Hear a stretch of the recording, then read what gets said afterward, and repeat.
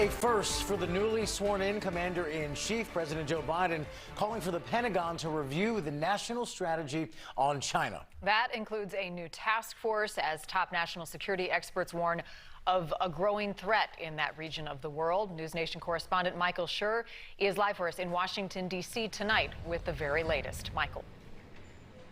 Marty, good evening to you. Today the president did start with the military for the first time, started with foreign policy for the first time. Listen, a lot of the oxygen being taken up in this city is happening with the impeachment. It's been happening at the White House with COVID relief, but the president has to address the military. He knows that he has to address the military as well as foreign policy, and that's what he started today. Present arms! The Pentagon today receiving a visit from its commander-in-chief, the first for Joe Biden as president, who assured the top military brass of their importance. I will never disrespect you. I will never politicize the work you do. Charged with a laundry list of initiatives, Defense Secretary Lloyd Austin welcomed Biden and Vice President Harris. Their visit to the Pentagon shows the importance that they place on our national security, and importantly, the deep value that they place in the men and women of our department.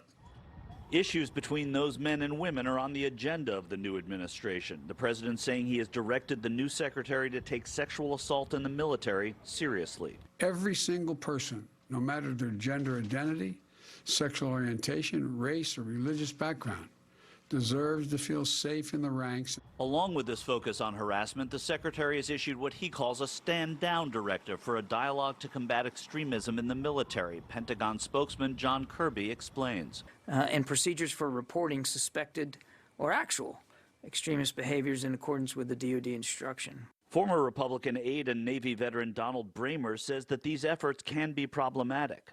It seems that every time there's a new administration, we start looking for a new a social project.